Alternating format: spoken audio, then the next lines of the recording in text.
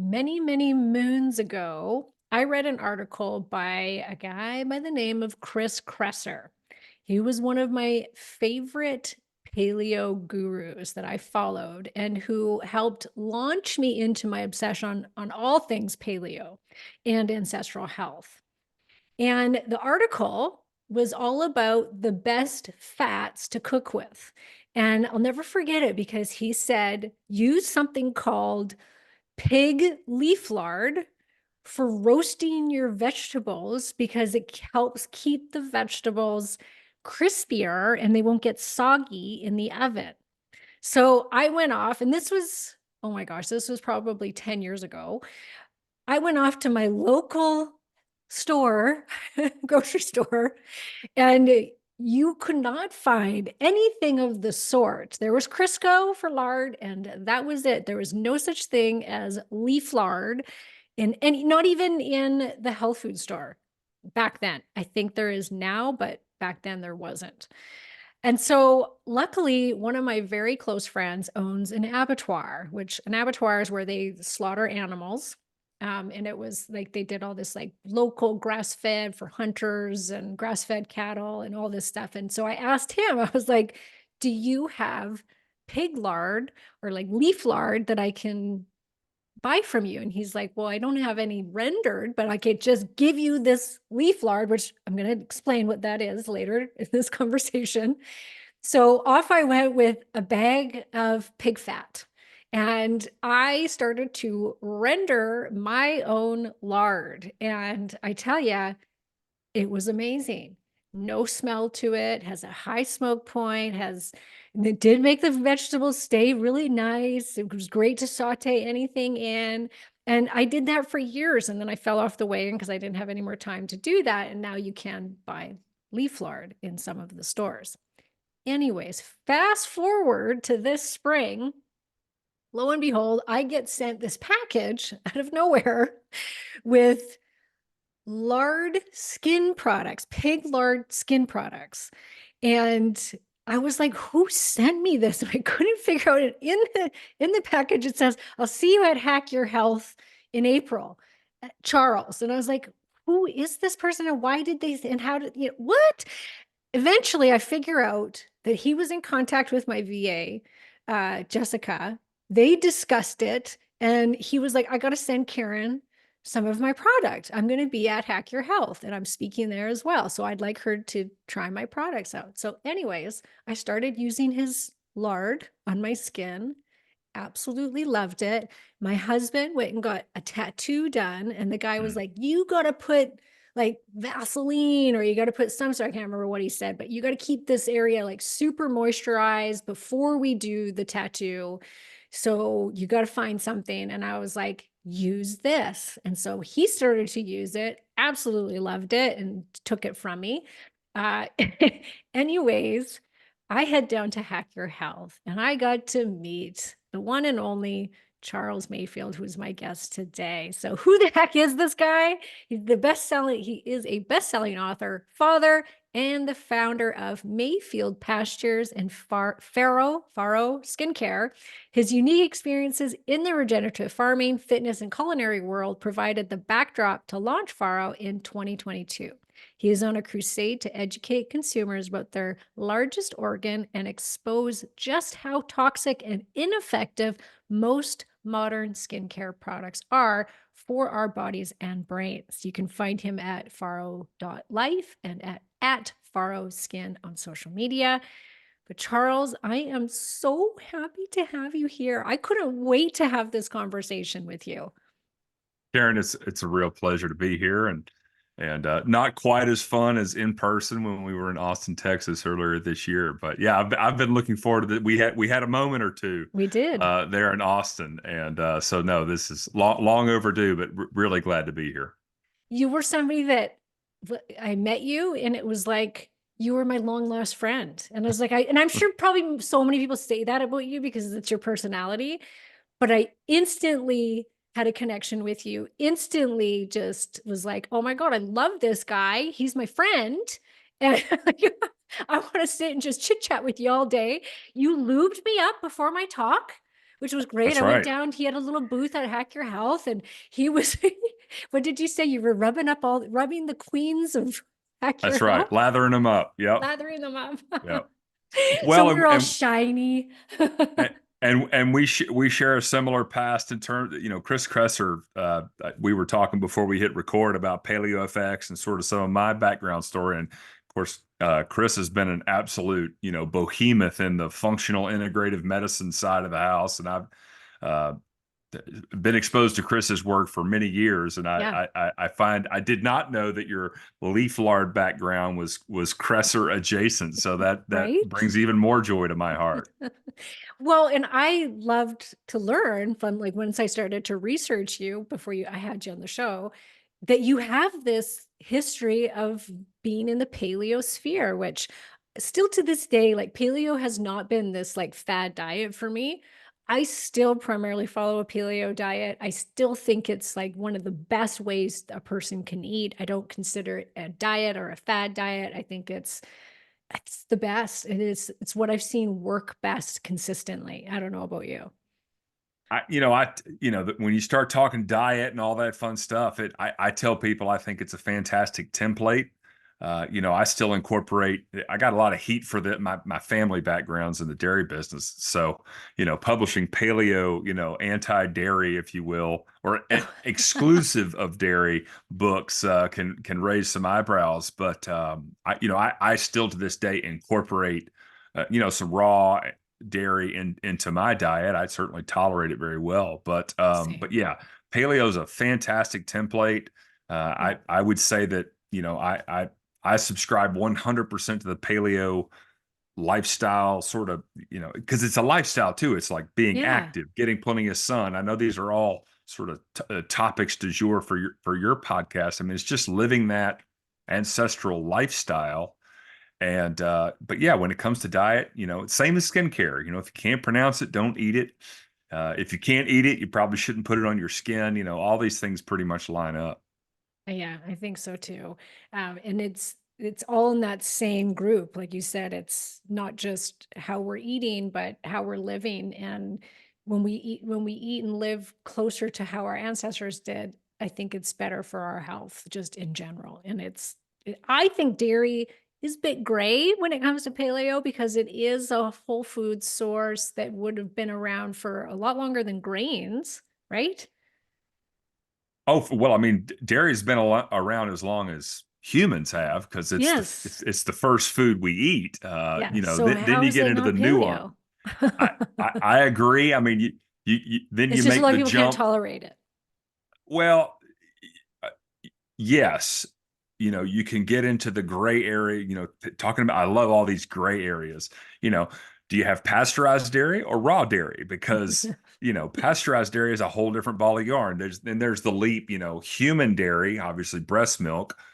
Now we jump over into cow's milk or goat's milk or any other, ruminant animal, their milk. And so, there's a bunch of different nuances there. But if my general rule of thumb is A, do you tolerate it? Because some people don't.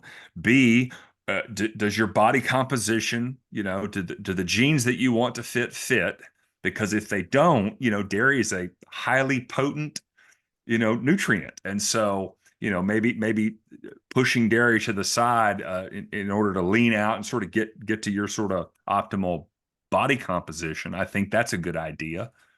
And then when you bring it back in, looking at the fermented dairies and, all these bugs, man, we used to eat, everything we used to eat was covered in bugs and fermentations and various things like that. And so dairy offers a lot of versatility, the kefirs and the yogurts and all that fun stuff, cheeses of the world. And so it's a fun topic to try to unpack, but God, Yeah. we'd need a couple days to do Yeah, it. exactly.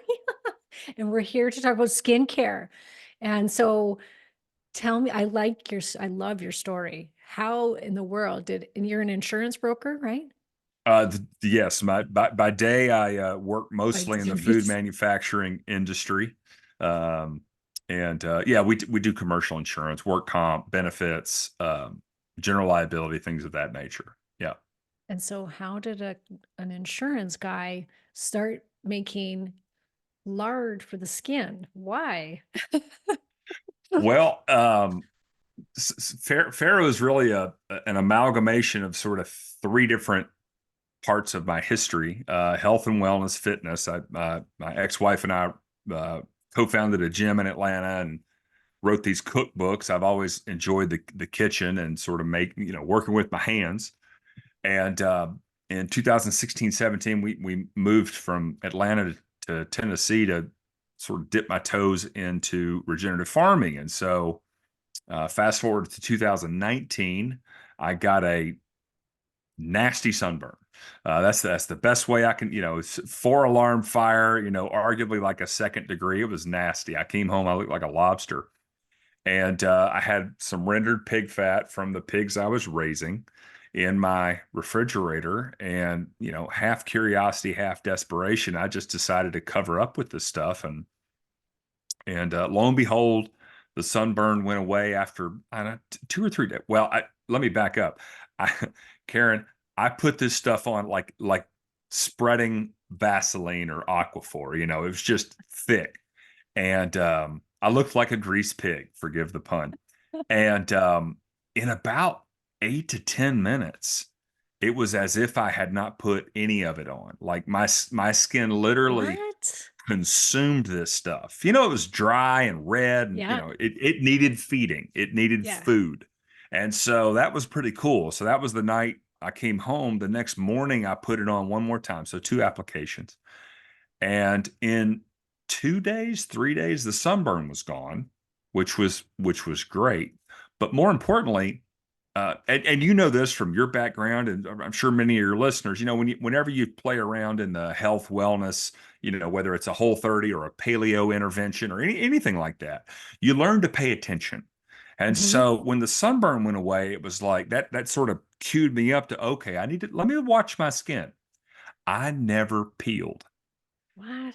I watched That's my skin like crazy. a hawk for like three Yeah. weeks because I remember Yeah. this the last time I got a second degree sunburn. I think I was playing volleyball on the beach when I was a kid, and it was 2 or 3 weeks later where I was doing tennis practice or something, and my entire back literally just peeled off because it had gotten so dry and the sweat and all that. And so I kept waiting and I kept waiting and nothing.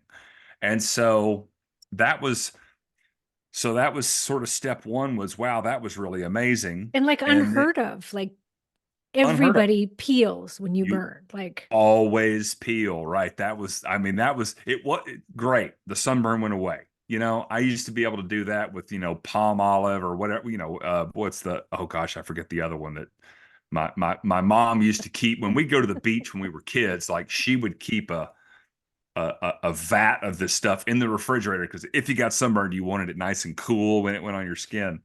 like Anyway, aloe vera, you mean? aloe vera. Thank Okay. you, Yes. thank Yeah. you. Yeah. Yeah. Yeah, Okay. yep. And Yeah. so yeah, I had this sort of watershed moment with the peeling. And so I did what I've always done with recipes. I got in the kitchen, went to Google, DIY skin cream, started playing around, and my first batches to tinker with, I read the instructions: take this much water, take this much coconut oil, and I just did a 1-for-1 sub on with lard, and this much beeswax as your emulsifier. When you're making Yes. emulsified products, you have to have an emulsifier. Fat and water don't mix very well.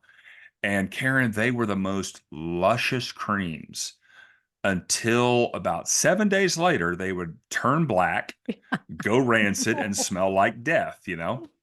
And so, and I've so, made cream. I've uh, made cream for like 15 years, so I understand what you're oh saying. yeah, you got Totally. to use Yeah. it quick, right? And Yes. so, I'm not a chemist. I'm not I'm not an esthetician or anything like that. And so, the next order of improvement was like dumping a bunch of antibacterial um, essential oils in there. Well, that made it. Now it made it 10 days, and then it was just Okay. Black Death. And so then I started reading other skincare products. I'm like, how in the world do they keep this? And you start reading these chemicals, and it's like, I don't know what that is. I don't know what that is. And then it hit me like a ton of bricks. It's like it's the water. the water is feeding bacteria. So instead of like me getting a chemistry degree or, figuring out all these different compounds that come from a lab, I'm just going to get rid of the water. And so if you look at our formulations now, we use tallow, lard, and leaf lard, depending on the product and the ratios. But this is when tallow entered the equation as well. And I took the water out. And, for your listeners, I'm sure everyone's cooked bacon before, and you take the drippings and you pour it into a coffee cup or your old, Yes, a aluminum can. can, Yeah. and it just sits on your I mean, it can. Some people put it in the fridge. I don't. It just sits on my kitchen counter for a month and nothing's going on there It because doesn't go fat, rotten. it's an antibacterial, antimicrobial environment. And so, yeah. So then back to paleo, if you can't pronounce it, don't eat it. Read the labels. Well, I took that lens, which I'd never shined that lens anywhere else before. And I started reading the labels on these skincare products. And then you start Googling side effects, and it's like, my God, skincare is more toxic than the, hyper palatable, ultra processed food market. And so here we are. Wow. And here you're, and you never would have thought that you would be a skincare guy. Oh God. No, no. If in fact, if you take the clock back probably 12 to 15 years, it's like farmer, back in the insurance business, skincare. Yeah, No, no. no, I'm And so, good. and pig lard, I mean, it used to be, I mean, when I started to cook with it back then, I remember my mother-in-law, who's a pastry baker, like she's like the best, she's got the very best pastry of anyone I've ever tasted. And she was like, oh yeah, I use leaf lard. Hmm. And she's like, but you can't find it. Like you can't find leaf, like she had to do it herself. And so she understood. And she's like, this was all that we ever used to use. Hmm. Like, but now you can't, I mean, now that paleo's big and we're seeing it now in stores, but back then what we Barely lost though. it, right? Like we lost the use of pig lard, and it used to be used all the time in cooking. But it wasn't like, what about skincare? Like, were people rubbing it on their skin? Like, you're baking your pie and then you're just like, while you're I at it, you're rubbing your skin with it. Do you I know? love that question. I like to talk about the year 1910. Okay. Okay. Okay. So in 1910, um, there were no grocery stores. Okay. There were no grocery stores. You had a bakery, you had a abattoir, you went to the downtown square and you did all your shopping, but there was usually a general store and you go there for your nails, your turpentine, your whatever. Drugstore, general store, bakery, whatever. There is a 100% chance that when you go to the store to get your nails and your all the things, your shoe polish, 100% chance you walked out of there with a can of lard. Tallow's all the rage today, and tallow's fantastic. And what's But in tallow, just 19 quickly, so in case someone doesn't know? yes. Okay, so real quick fat lesson.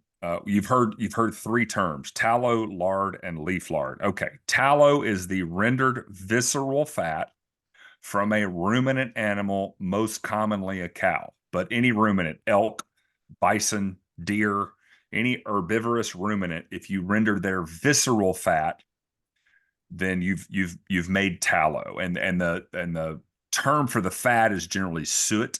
So if you hear like Right. beef suet, that's the raw, fat. Okay, so that's tallow. Leaf lard is the next best one to go to, and it is the rendered. If you hear the term lard, that is pig specific. So leaf lard is the tallow equivalent from a pig. It's the visceral fat, organ fat, and it's kidney fat. I thought it was, oh, kidney. Like, is it found?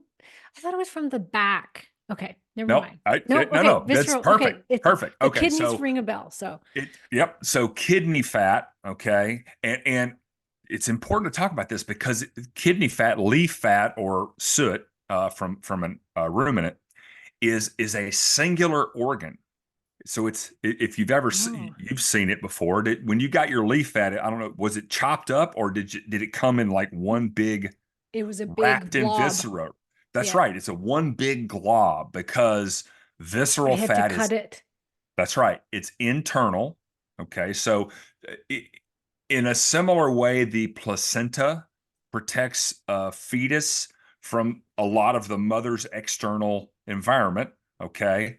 That system. Well, the visceral fat, because it's organ internal, is protected from environmental and dietary exposure, even like vaccines or antibiotics. They don't get inside. That's the subcutaneous fat, which we'll get to.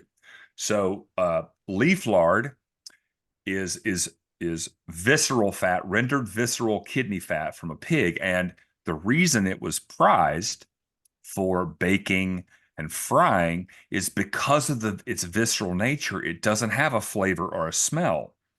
Okay, so let's move on to Mm. lard real quick. So lard is the rendered subcutaneous fat, back fat, belly fat, the fat in bacon.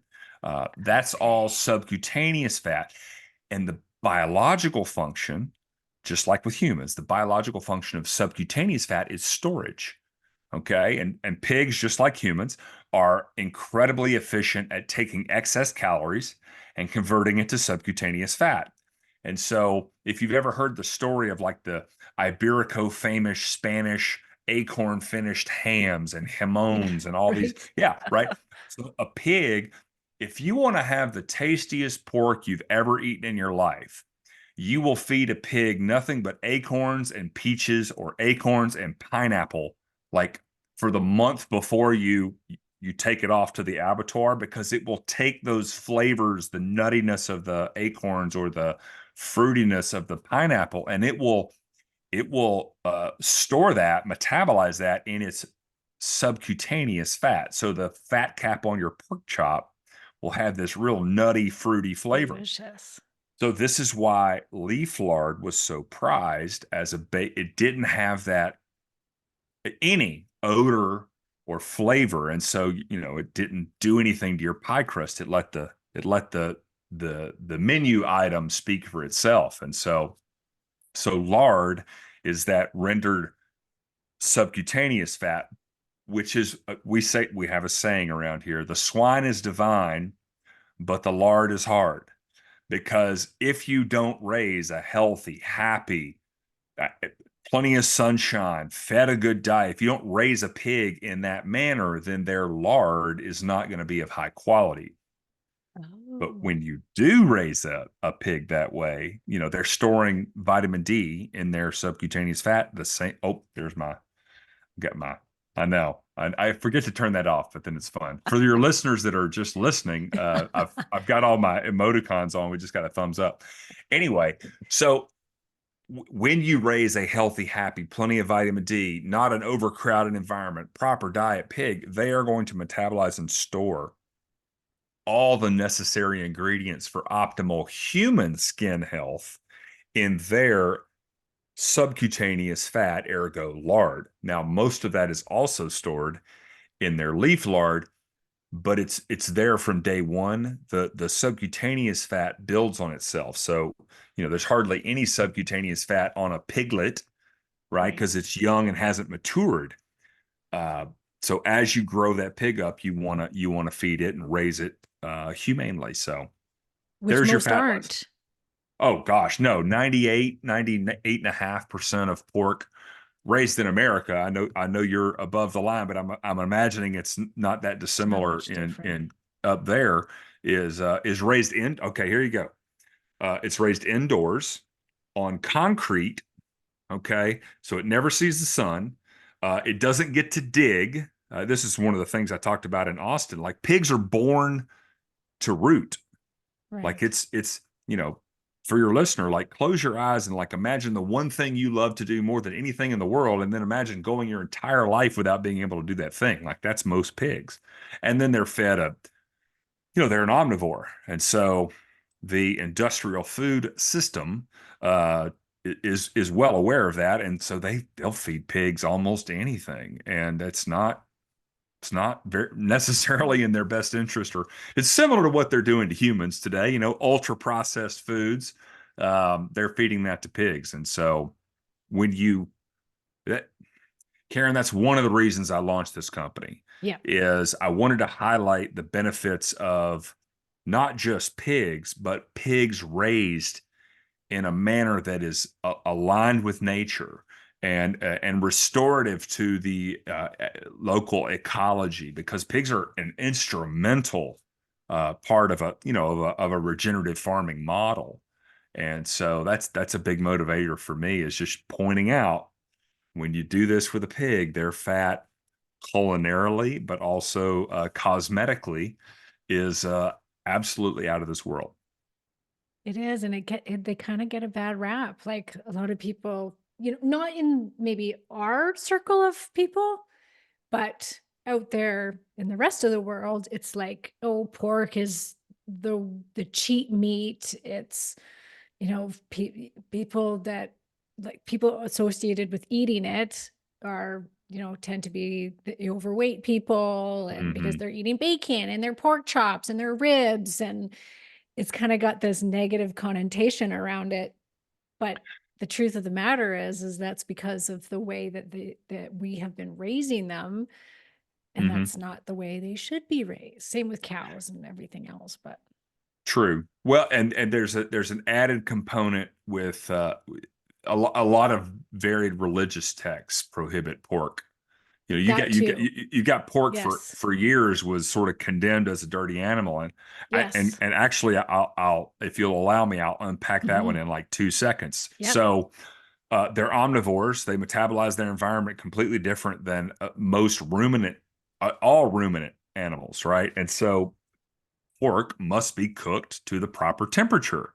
Mhm. Otherwise, you run the risk of trichinosis or anything. There's a number of different pathogens that can exist in pork, albeit you hardly ever see them anymore.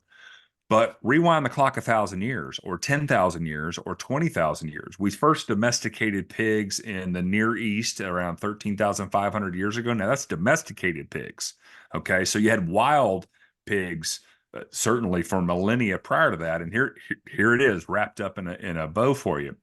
If you're out hunting and gathering and you kill this animal and you bring it back, and you, first of all, if you eat it raw, right, then someone might get sick. Or even if you cook it a little bit, if you undercook this spot, someone might get sick. Well, if you repeat that uh, system, if you repeat that action, through two generations, at some point, someone's going to say, "Hey, when we start telling this story, that animal over there is dirty and you shouldn't eat it because, 2 months ago, Right. Uncle Lester got sick. And, last year, Aunt Betty got sick. And so let's not Had eat that dirty diarrhea for a animal." week. So, That's right. That's right. And so, again, I have the utmost respect for anybody's religious or dietary, ethos. yep. But this is just sort of bringing sort of a modern spin on why that animal, among other, Yeah. shellfish. If you think about a lot of the raw,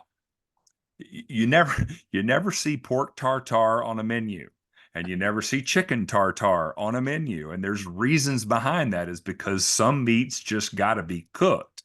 I'll eat beef tartare until I'm engorged to the point of a stuffed tick, but I won't touch raw pork. No, no. And they're just kind of known as being like a dirtier animal too. Like I mean, I've had neighbors and family members who have raised pigs, and it's the most awful smell in the entire world. Well, but that's not the pig's That, fault. yes. I mean, listen, pigs poop, right? Just like humans and everybody else. So if as a purveyor of the pig, okay, if you're not familiar with, if you're not managing their excrement by moving them around and just, making, most people, backyard chickens are another great example. Like, go to somebody that's got backyard chickens. They're in this little coop, and that little coop looks like a moonscape because the chickens don't move. Well, pigs, are on a scale of destructive capacity way bigger Yep. than chickens. And so it's not the animal's fault that they're not allowed the freedom to move around as much, and quite frankly allow the land to rust. This is one of the key components of regenerative agriculture is you need movement and rest. You need, that Hmm. destructive capacity of a pig or a chicken or a cow. Leave cows in the same field for too long and you've got problems. And so, Hmm. uh, Diana Rogers has a book called, it's a Sacred Cow, and they talk about it's not the cow, it's the how. This has to do with, Right, right. beef and how beneficial it is for the climate. And I got to come up with a similar. Well, again, the swine is divine, but the lard is hard. Yeah. You gotta raise them right. Which is great that you are like knowing that your skincare products and what somebody's going to rub on their body is actually coming from a very clean source. Because I don't know if I would have really I don't know if I thought about that lard, even if like to cook with the lard, it does matter where that pig was raised. And so, yeah, Hmm. I was going to an abattoir, so it was local pork, pig, whatever. And so it was clean, but if you just went to you know, next to the grocery Mm-mm. store, there's a butcher there and you're going to go ask them for their leaf lard to render, it's not going to be as clean. It's going to have No, because or the lard's going to hold the toxins or the antibiotics and have all the crap that it was raised with inside the fat. the marketing. So pork demand in the U.S. hit a low point in 1987, and you may or may not recall this, but the campaign that they came out with to boost and push pork production was "Eat pork." Remember this? The other white meat is what it was labeled because Oh, the right. chicken industry had come along and really cut into the pork industry. Well, I have news for your listeners. Pork is not white. It is a red meat. And now when you raise it in a house with no sunshine and feed it crappy food, that color is nutrition. There's a reason why ripe fruit, changes Yes. color. I And didn't so, know that. oh yeah, yeah. And so, all right, hold on, let's do this. Okay. Back to 1910. Okay. So the skincare industry has has always been up until probably the last 150 years or even 100 years has been an industry exclusively catering to the wealthy. Okay, now why? Well, because again, in 1910, you had like 0.5% of people that had enough wealth, in the States, globally, call it the 1%. That's a fun little term to Mhm. play with. They had enough money and wealth to pay someone to cook their food for them, to harvest their food for them, all the various things. And again, back to 1910, most folks were hunting and gathering still, albeit, that they were raising their own gardens and crops, but also pigs and cows, and they were butchering their own animals. And then transition from the evisceration of a carcass where you're just completely covered in animal fat to then the preparation. Again, you walked in that general store and you walked out with a can of lard. So if you're the homemaker of a home, again, 99% of people are cooking all their meals from scratch. Well, I got news for you. You are covered. You did it earlier, right? Oh, I got a little lard for frying, and then you get a little on your hand, and next thing you know, you're rubbing on your face. And so most human beings on the planet in 1910 were intimately connected with animal fat every single day. Right. And so you fast forward to today and even, the last 50, 60, 70 years as more men have left the hunt, gather, eviscerate world and women have left the kitchen or even more so replaced animal fats with petroleum derivatives or seed oils or any of these Crisco type products. All of those things are bad for your skin. And so you have the skin. Fast forward to today in the skincare market, you have all these nasty toxic ingredients that didn't even exist in 1910, the seed oils and this, that, and the other. But then you've also got all these emulsifiers and and chemicals and Preservatives. preservatives and fragrance. I mean, fragrance is just like something to avoid now. And so you mix all of that up, and then you compound that. Again, I know this is your day in day out work. You compound all that with like the nutrient devoid foods. We're not eating as much animal fat and animal protein as we used to. We're not getting as much sunshine. So all these various factors ultimately manifest in unhealthy skin. And hormone dysfunction. Oh my gosh. Yeah, that's why I was so excited to talk to you. You're on the back end of the front end I'm trying to help prevent because, Yeah. most of these compounds are endocrine disrupting, estrogen signaling compounds. Yes. And, oh my God, my daughter just turned 10 and she's the VP of manufacturing for our little business. But more importantly, she's a 10-year-old girl. Yeah. And so I'm seeing through not only her friends, but also just the skincare companies now are marketing to younger and younger I girls and know. getting them. It's Karen, it's much akin to the candied cigarettes that you and I grew up with. Right. I think they Yeah. still make them, but it was Yeah. candied cigarettes for kids were huge. Yeah. I had Not some. that there's nicotine in there, but you're getting people Yeah. addicted to the physical process of smoking. Well, now they're doing it with I- skincare. And Yes. I can't think of any section of society that needs skincare less than, These young 18 girls. and under girls. That's Yeah. look at them. They're glowing. And so, Yeah. Yeah. I have had an overwhelming amount of mothers contacting me to say, what can you do for my daughter's hormones? What can you do for my daughter's skin? Because she's hormonal, she's got acne, she's, having these horrific periods. And I'm like, oh, it's so deep. And that's like, it starts with the food you're eating and the stuff you're putting on your mhm. skin. And you're right, Charles. These girls, I have a 17-year-old daughter, and it has been so hard to get her not to use these products. I mean, I won't buy them for her, but she has come home with things that she's purchased herself.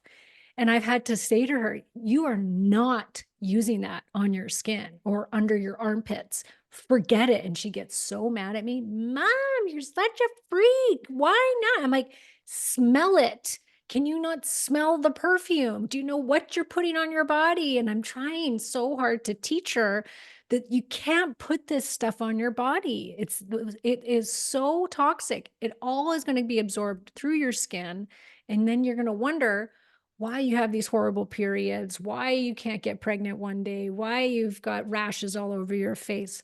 It's incessant. It's everywhere, and it's so hard to get away from it. I mean, we're a chemical-free household, but I don't know a single other person in my community that is. Oh no. Well, and okay. I have a almost 12-year-old son, right? And so, okay, look at both sides of the aisle. We're seeing Absolutely. testosterone numbers in boys dropping. I think they're at 50% of what they were 30, 40 years ago. Yeah. That is a formula for disaster. I know in the US, I'm sure Canada's not very far off, but here we're seeing girls hitting puberty right at younger and younger and younger ages, and I don't know why. That is, talk to anybody that understands hormones. That's not good. You want to see puberty delayed. You want to see maturation pushed out in terms Yeah. of fertility and all that hormone release. But we're seeing it at younger and younger and younger ages. And again, it's these estrogen signaling compounds. With skincare, Karen, I always say it's like death by a thousand cuts. It's just a little bit, and I'm just going to Yeah. put it on, but you're going to put it on every day, right? Or every other day. And, unfortunately, there are no long-term studies for this stuff. I think it's Sayers, CA. Everyone knows VAERS now. It's become popular, amidst the crazy chaos of the last 3 or 4 years, the vaccine reporting. There's one for skincare, Sayers or whatever. And, there's there's a ton of data in there. I mean, this is Yes. how we've seen some of the class action lawsuits against big skincare come to fruition. But it's a similar boat. Like, people don't think to report or even attribute some of the malicious sort of symptomatic responses. They don't point the needle at their deodorant or their No. body wash or their or their sunscreen or any of that stuff. And No. so It's terrible. yeah, You're I'm welcome. here hopefully to give both young Yeah. girls and adults and men a product that is akin to what they've got but delivers. uh, Yeah. And here's the number one thing I got going for me, Karen. Efficacy is still the number one driving consumer product purchases in skincare is efficacy, which is great. If it works, they will buy it. right. The difference is they only think the stuff they're using works because it provides this sort of temporary feeling of moisture. And I know you do this. The diet industry and the skincare industry look a lot alike. They're both built on failure, right? So if someone's telling you to diet, diet, diet, diet, a Weight Watchers is a great example. They know that you're going to see success, fail because it's unsustainable, and then come back to the wagon later. Skincare is built on the chassis of, we're going to temporarily make your skin sort of feel better, Yeah. but over the long term, we're going to age it and dry it faster. And the everyone can relate to this. The driest your lips will ever feel Is when are you the use first chapstick. week you start using chapstick in the So winter. true. It is the absolute truth. Jeez, those sons of bitches, eh? That So is not, that's so, oh, it makes me mad. Okay. Tell us then why pig lard, because this was so surprising to learn that about the pH and why this is such a great product for human skin. sure. Well, I mean, again, I culturally and religiously, pigs, or Orwell, George Orwell's Animal Farm, the pigs are the bad guy. And so pigs have been sort of thrown under the bus. Yes. Also, uh, Karen, lard was the first animal fat to get picked on by the industrial seed oil movement, right? So back to 1910, Hence why we couldn't Crisco. find it. That's right. Crisco launches in 1911. Crisco is short for crystallized cottonseed oil, by the way. They bleach it white Which I because, again, loved. 100% chance you were walking out of a store with lard in 1910. So they make it look like lard. And then the nail in the coffin of lard was really World War II. And I talked about this in Austin, but just for your listeners to know. So in World War II, I'm sure this happened in Canada. It certainly happened in the US. Lard was rationed for about 4 years. And so you couldn't find lard on retail shelves, right? In the not grocery store, in the general store, you couldn't find lard anywhere. Why? You might ask. Because you can't make nitroglycerin out of cottonseed oil, right? Lard is the most efficacious fat for making explosives, which is why in the movie Fight Club, if you have seen it, you Long know the time movie? ago. A long time ago. What's on the cover? The soap. The soap. And in the movie, they go raid the dumpsters outside the liposuction clinics because they're gathering up all this human fat because it was the next best. I joke about it in my talk. I was like, if Brad Pitt and Edward Norton had just known a pig farmer, they wouldn't have had to go to all that trouble. Point point being that for 4 years, lard was taken off the store shelves in America. To make Okay, explosives? to make for the war effort. You can't. Today we make all of our explosives with synthetic stuff, right? Okay. You got to Yeah. rewind the clock 70, Yeah. 80 years, Yeah. right? If you were making bombs in 1940, you were making it out of pig fat. Period. Full stop. And so I did so they not take know it off the this. shelves. Well, that's okay. Here's this can of Crisco and all the marketing campaigning around that. And what happened after the war, lard, all of a sudden lard comes back, but there's no place for lard. Tallow really makes a secondary emergence with McDonald's. But lard was after World War II. Lard was effectively dead. We lost almost every lard breed of pig down to like three. Are only now left today from sort of the height of pork goodness. And Right. so, why pigs? Um, for history. You can take this all the way back to Roman days, Greek days. We have pigs and humans share a lot of biology. Actually, I'll bring it to modern day. Pigs are a modern day medical hero.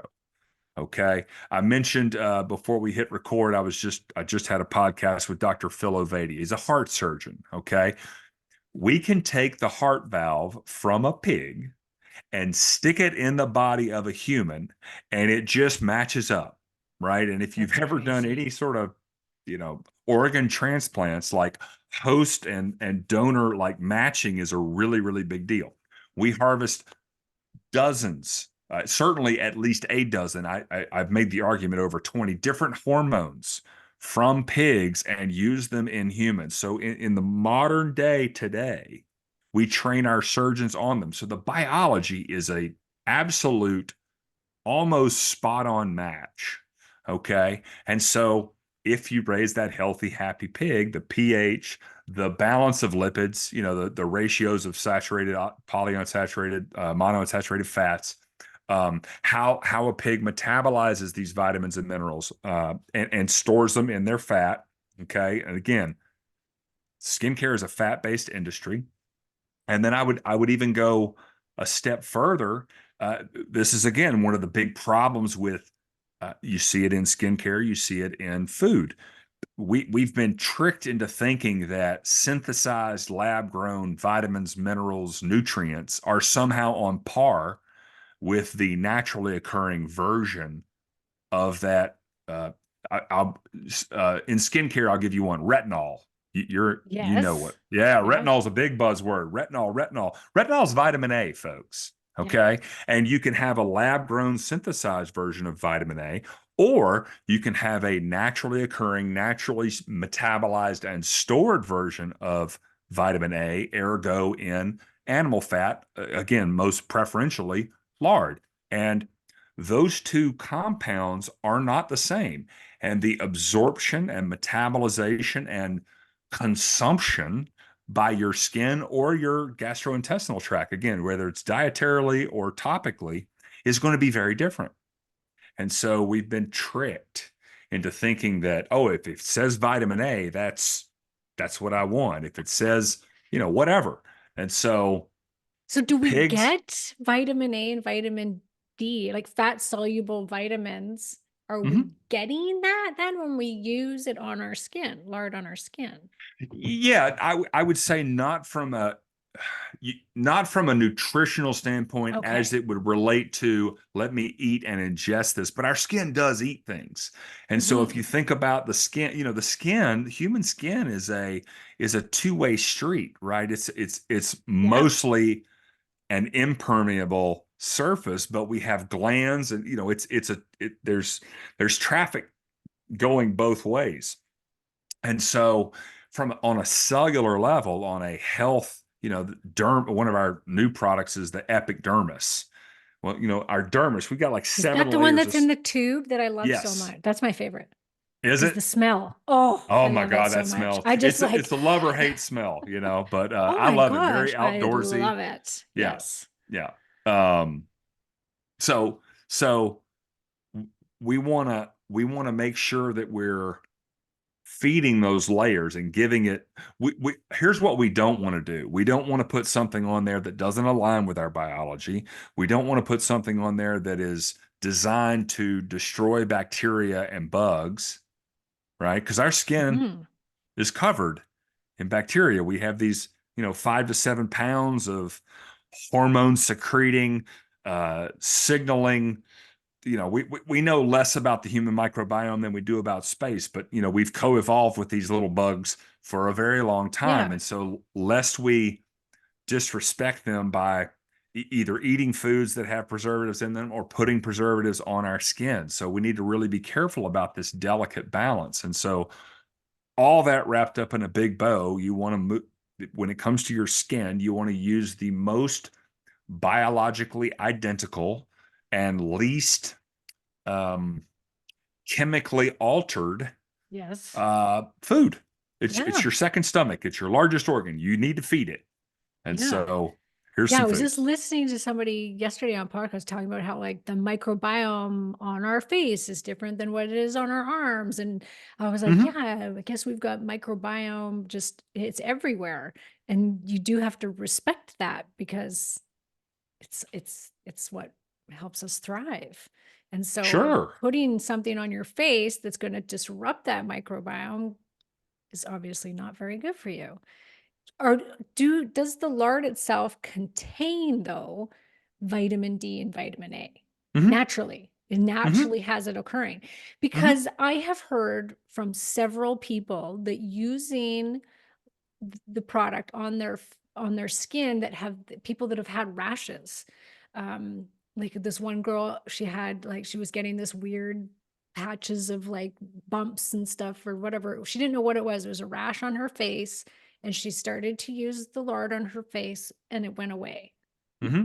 And I know that vitamin D, if you use it topically, can really help with getting rid of things like eczema and psoriasis, and that it will absorb and can raise your levels of vitamin D when you use it transdermally. And I actually Mm-hmm. have a cream that contains vitamin D. So I'm just like putting this kind of all together that it would just naturally occurring, and the pH is so close to ours, and then it's got this naturally occurring D and A in it, like how good that would be. And that's probably part of the reason why it helps skin rashes. So absolutely, you nailed it there. So let's separate skin conditions into two categories: chronic and acute. Okay, and everyone knows all the acute stuff: razor burn, sunburn, windburn, even like a temperature based. You grab a hot pot or so. This Right. we got all of that. Okay, it's here, it's gone, temporary. You know, our stuff. By the way, our stuff works great for all of that. I haven't had a razor burn in 3 years. All right, let's jump over here to the chronic skincare conditions. So you mentioned a couple: eczema, psoriasis, rosacea. Um, so think about our skin as again, you got to take this all the way back ancestrally, right? Our skin is our billboard, okay, and it's the single greatest advertisement for I am virile and healthy and I'm ready to go start a family. Okay. This is male and female, right? We want clear skin. Okay. So Right. any of the Yeah. chronic stuff, you've got two problems with chronic skincare conditions. You understand number one very well. There's something metabolically, hormonally on the inside that we need to address dietarily, Yeah. hormonally, right? So we need to. Eczema is a great example. Yeah, listen, I'll help you topically, but if you want a long-term solution for this eczema, we got to get under Internally. the hood and look around a little bit, right? Yep. Okay. Yep. But then flip it over. On the topical side, again, look at the pharmaceutical industry, which, by the way, they're normalizing childhood eczema now. I got this 10-year-old daughter. We watch PBS, right? The commercials. They're normalizing childhood eczema and the pharmaceutical creams that go with it. If you look at from the pharmacological, dermatological perspective, the garbage that they're talking people into putting on their skin to treat these conditions is just over time making them worse. Okay. And Right. they're never having that lifestyle, let's get under the hood conversation. Right. So they're Right. they're putting garbage on the skin that disrupts the microbiome that again, Karen, our body wants so bad to be to thrive. Okay. Our skin, our muscles, our lung, we want to be so healthy, so bad, homeostasis, this nice, normal, everything. You just got to get out of the way of that process. And so much of what we do today, albeit diet, lifestyle, and skincare, is getting in the way of the body's this natural innate ability to heal and thrive. And so, again, acute, I got you. There's nothing better for sunburn, windburn, you know, razor burn, you name it. On the chronic side, I just like to couch these conversations with, yes, uh, why is your friend or client having experience with lard on their face and it's helping? Because topically it's the most nourishing thing they've put on their skin in probably years. Ever. Yeah, Okay. right. Yeah. Now, aside from that, let's also get under the hood and make sure that we're generating a long-term, I can't wait for the day. Anti-inflammatory. That's right. Let's put the fire out, you Yeah. know, Yeah. from underneath. So I get a little Paleo. long-winded. I hope that was okay. Oh no, because I agree, because that's why one of the reasons I love paleo so much is because you are removing some of the highest food triggers, the food sensitivity triggers, that cause those things, that cause the eczema, the psoriasis. It's wheat, it's dairy, it's eggs for some people, which is autoimmune paleo. But yeah, you have to address the inside, but addressing the outside is also very helpful. And you said that it also can help acne? Oh yeah. Yeah, which is All right, here crazy we go. because you're like, you feel, it's oily. It's like a salve almost when you're putting All it right. on your skin. Here's another sacred cow we get to address for your audience. Let's go back to 1910. Okay. Um, Reliable running hot water Right. Yeah. is a technological advancement that we as a species on this planet have only had for about 75 years. Hot water heaters? Are y'all kidding me? So back to 1910. Okay, we made all of our soaps with animal fat. It was lye, water, and fat, and then maybe some essential oils or something for aroma. Okay. You took a bath 100 years ago or in 1910, you're lucky if you got one a week. Yeah. Okay. So, you go for a swim in the swimming hole. If you took a bath, hopefully you weren't the youngest, because we got this whole term called "don't throw the baby out with the bathwater," right? Dad went first because it took you 2 hours to heat the tub up so that you had a warm bath, right? I mean, again, you got to think Yeah. about all this stuff. And so fast forward to today, everyone takes a shower every day, and we've got hand sanitizer everywhere, and we've got all these Yes. different soaps and beauty bars, which, by the way, if it doesn't say soap, don't put it on your skin. It's terrible. But anyway, I so agree. um okay, Karen, this is the thing I get to tell people usually at the end of the party, not the beginning. I shower every single day. I use soap or shampoo maybe 3 or 4 times a month. Okay. So Wow. back to acne. Okay. What's Yeah. one problem with acne? Okay. Well, there's probably some dietary stuff that we need to address. What's another problem with acne? Well, I mean, I don't think there's a more toxic chemical on the planet than Accutane. Okay, Oh, so these I these know. skincare, drying agents. Okay, Yeah. but then you're throwing fuel on the fire by encouraging people to constantly sanitize their face. So when they're doing that, they're actually stripping off all the natural oil. Sebum is the name of the oil that our glands produce. You're stripping that all away. Well, what happens when you strip it away? You're telling your skin, we're dry. We need more oil. Okay, and so it's going to produce more oil. And so I mean, again, I just go by what our some of our customers have told me is I tell them a couple of things. Put the pharmaceutical grade creams, put them away. Secondarily, you all the washing and sanitizing your face needs is warm water and a washcloth. And we make a soap now. Actually, you can see a pile of them behind me. I But know. if you're going to Yeah. use a soap, like use the cleanest soap you can, Yes. but just a little, and maybe once or twice a week. But the when we feel dirty, okay, back to the shower, Karen. When we feel dirty, what is driving that sensation? I'll tell you. We have sweat, or we've Oh, gotten yes. Yeah. oily Yeah. from the day, and there's maybe a little dirt, and dirt and oil get together, and now we feel a little gritty.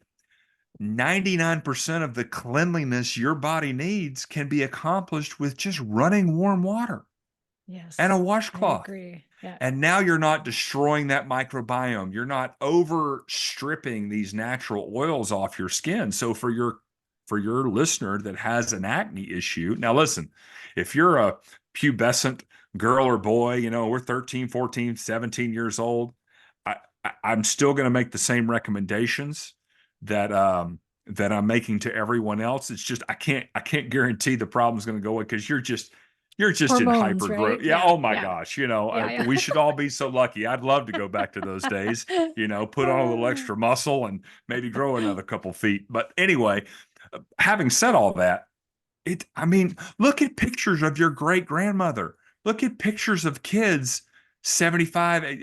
Acne did not exist. It No. didn't exist. And No. so we've created an environment today where we are perpetuating some of these problems because we're over sanitized, we're over cleaned, Yeah. and yeah, it's why I wait till the end of the night to tell people this because then they think I'm going to smell or something, and they avoid me the rest of the party. But yeah, Well, there was a big movement there for a while with the whole oil cleansing of the mm, face. And I did that for a long time and I loved it. It just got away from it. But, like everything else, you start doing for a while and then you lose, okay, on to the next thing. But that was great, like, my skin glowed, and that was no soap, you just hot water and oil, and you basically wiped it off, and then just wiped it off with a hot cloth, and it was like your skin wasn't dry, it felt amazing, it's fantastic, I yeah. loved it. Ladies, if you're listening, um, a warm washcloth at night to wash off the day, followed by a little dollop of our face food. And I can almost guarantee you that you will have the most remarkable complexion inside of a week. Again, keep the Wow. soaps away. Just warm water Yeah. and a nice soft washcloth I'm and a gonna get little back lard to leather. that. Yes, I'm getting Oh back yeah. to it. I like that. Uh, and you and I talked at Hack Your Health about, and I know you can't make claims about this, but you have some clients that are using one of your products for vaginal dryness. Correct. And that to me made so much sense because if the pH is super close, I mean, I would much rather put something like that down there than Hmm. some of the other stuff that's on the market that's like, oh, what's in there? Uh, and I just thought, oh my gosh. And I would love to like partner with you on something like that, like where we could put a little estriol or something in there. I don't know how that would work because I'm not a chemist, but if it's No, I possible, want to. I would sure like to do something like that. No, we half joked and half Yeah. well, we had some fun with it, but I'm serious as a heart attack. I think so yeah, vaginal atrophy is something. I had a couple of different gynecologists in the Northeast reach out to me and I just shipped them a bunch of product. And again, people freak out. You got to remember lard was the first fat picked on, right? And here we are 140 years later and it blows my mind like it's there's so much intuition with what I'm trying to tell people, but Mhm. we've just been psyoped and Yeah. marketed to, and so anyway, again, if a pig is good enough for your uncle's heart valve or your cousin's insulin or your I mean Thyroid EpiPens, medication. thyroid medication, epinephrine. I mean, we harvest epinephrine for all those EpiPens out there. So if it's good enough for Huh. that, Yeah. maybe we try it, down there. Yeah. So And they in that had great regard, success with it, the unbelievable gynecologists. success. Yeah. Yeah. And again, it's not that you can't lubricate that area or other areas. That's part of the issue. The other issue is, what are the costs associated with that product? And again, the lard from a properly raised pig, there is, I'm gonna throw it out there. There is less than a fraction of a percent of biological disagreement between that fat and your body or my body. It's almost like it's a magic pill for a whole bunch of stuff. Yeah. I've Yeah. had, I know your audience is predominantly women. I've had a number of men with hemorrhoids reach out to me, and it's just like, oh my God, like gone. No, I haven't, Karen. I don't have hemorrhoids. I'm sort of, I guess, lucky, but mosquito bites, chiggers, I haven't itched in 3 years. 3 years, like not a Oh stitch of my God. itch, I'm going right? to just start using this for everything. But well, okay, but Yeah. think about a mosquito bite. What is itching, right? Okay, mosquito bites your arm, okay? And if your skin is the least bit dry, okay, just it's just not optimally moist, right? Yeah. It's not properly lubricated. As that little bump expands, as that mosquito bite swells, it's on a microscopic level, it is cracking your skin. Oh, That is the itch, right? And so I'm not saying I haven't itched in 3 years. What I'm saying is I haven't had an itch that lasted longer than about 2 seconds right. in years, Of course, because you'll the put minute lard on it. that's right. And so, I mean, I could go on and on, but yeah, I mean, And you think it's better, obviously, than tallow, because like you said, like tallow is pretty popular for skincare and for other things, and you have a little bit of tallow in the product we for do. Yeah. consistency, correct? Consistency, and also there's a new term in skincare now called slugging. Have you heard this term? No, Okay, no. so slugging is you put your preferred moisturizer on, okay, and you let it soak in, even though it's really just drying and destroying your skin. And then once it's soaked in, you put on then like your Aquaphor or your Vaseline or something to lock in the moisture, right? And so it's Oh, almost like this layer of a sealer. And so that's the other purpose. Again, I'm a fan of tallow. It doesn't absorb in the skin quite as efficaciously as lard does, because there's just not as much biological similarity. mimicry. Which, okay, so a sunscreen product. I think a sunscreen product should be predominantly tallow based, because it's going to sit on the skin Right. with those minerals and help protect you. Protect. And so, yeah, so we've sort of got a built-in formula for slugging, right? So the lard soaks in, and the tallow sort of sits up there and locks in the goodness. Oh, amazing. And so you've got a facial one, a body Yep. one, and then the epidermis, which is kind of for dry spots, basically. There's the Yeah. face. And is There's farro an ancient grain? Am I Okay. getting that right? Great question. Uh, Pharaoh. Farro. So you've got the Egyptian pharaoh with a PH. Yes. Then you've got the grain pharaoh, which I believe is an Faro. Okay. Okay. I don't spend a lot of time doing grain research, but I'm pretty sure Yeah. that's how it's spelled. Then you have Pharaoh My World. And Pharaoh in My World is it as a noun, a pharaoh refers to a new batch of piglets. Oh, a, okay. a pharaoh of piglets. And as a Okay. verb, it's the I was a pig farrower for a number of years, so I would Ah, facilitate mama and daddy pig getting together to make okay. baby pigs. So as a verb, it is the act of the management of the facilitation of bacon bits coming into the world. So I'm going to go farro with my husband later, or can that not be? I don't believe you can Okay. Pharaoh. But you could be a Pharaoher. You could go get a Okay. mama pig and a daddy pig, and now that you Right. got that new place on the water, I'm sure we could adorn the backyard with a couple of pigs. But um, And then your soap obviously has lard in it too, it which is a does. very traditional way of making soap. The The traditional. traditional way. Actually, I would say tallow has a leg up there. Tallow was the predominant. Okay, again, go back to 1910. Was everything We in made soap 1910? and candles out of tallow, and we cooked with Oh, lard. okay. I mean, again, they're both great to cook with. You can make amazing soap with both. But if you want to get historical about it, tallow has historically been more textile and lard has been more culinary, but obviously they interchange a lot. Mhm.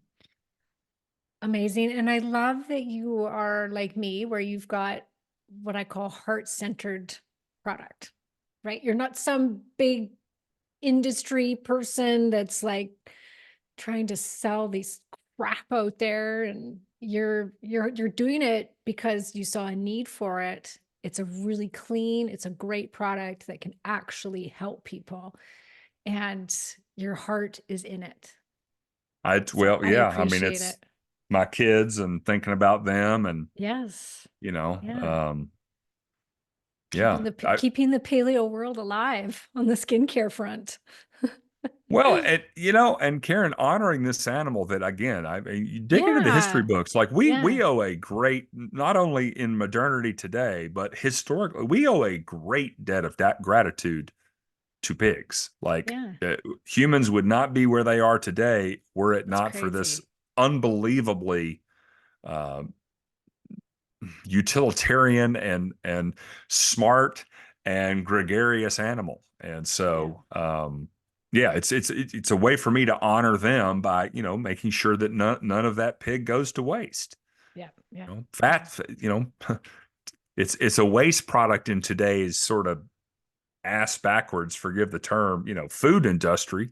But yeah, raise them right, and all of a sudden we've created something that's absolutely remarkable. Yeah. Well, I appreciate you. Have given my audience a great coupon. So if you guys would like to try it at pharaoh.life, which I also like that. It's not .com, it's .life /KM15, and you'll get 15% off your order. And a little goes a long way. My favorite, it's the epidermis, but that is, I think, is to more be used very specific spots. And then I'll use the skin food all over. And Hmm. then I use the face one, just here and there on my face. But I'm going to start to use that more. I was using it when it was really dry out, and I was Hmm. putting it on sparingly because I don't want to use it all up, but I could just order some more. So Well, I was I- you like, know, ooh, like the epidermis one, I haven't touched for like a month because it's almost gone. And I'm like, I can only use it when it's like, when I really need it. It's like, Karen, don't just order some. I can just call Charles and he'll send you yeah, some. just email me. I mean, it's that easy. Uh, yeah, I will tell you, again, people, our products are not the least expensive on store shelves, right? But a little does yeah, go a but a little long way. goes a long way. Absolutely. And also, your skin needs food. Like I will encourage, I'll encourage you, like, use our product. Like, Yeah, you don't have to use it every day. yeah, I don't use my product every day. The One of the wonderful things about it is if you're using it for some prolonged period of time, you actually need less and less and less of it because yeah, it's doing its job. And so, but feed your skin. Like yeah. if something itches, your skin needs food. If something's not, Yes. discolored, your skin needs food. And so, but a I little used it a goes a long ton way. in the summer with my Oh whole yeah. family. Yeah, like when we were down in Florida in the spring, and so I used it a ton down there because you sit outside in the sun all day. And I heard your story about that, and so I was like, I'm gonna put this on, and it was great. It never peeled. Same thing. It was great. My skin was amazing. So I love it, and I appreciate you so much, and everybody come see us at the next Hack Your Health. Go to the booth. He'll lube you up, smear you up with his Farrow? I keep saying Pharaoh. Farrow. You can say it however you want. I mean, Farrow you're could be glowing. Canadian, That's true. so That's the Canadian. That's our Canadian franchises. Faro. yeah, Hey, exactly. Okay, thank you. Anything else, Charles? I really appreciate what you're doing. And I have to tell you, Karen, that you're a great. I'm divorced and got these young kids, and so it's I have a daughter, and so I'm I really enjoy you as a resource for me and my daughter, Yeah. and just general. I mean, women's health's over here, men's health's over here. There's a lot of common ground underneath, and so it's a lot of fun to see the tides continue to lift what you're doing, and just very grateful to be on your show. So thank you. And everybody keep an eye out. You may one day see a hormone solutions Faro vaginal or lard, what do you call it? Not oil, but something. Oh no, Moisturizer. the Brits Moisturizer. call it pig oil. The Brits call Pig it pig oil. oil. You rub pig oil on your vagina, ladies. It's gonna be the next I best I thing. have a few uh sort of jokey terms for this product, but we'll address those offline. Yeah, it will be so great because it'll be like, put it here because estrogen on the face is so fantastic. So it'll be like here, there. Oh my gosh, it's like every woman's dream come true. It's going to be amazing. So, okay, thank you. I'll let you go.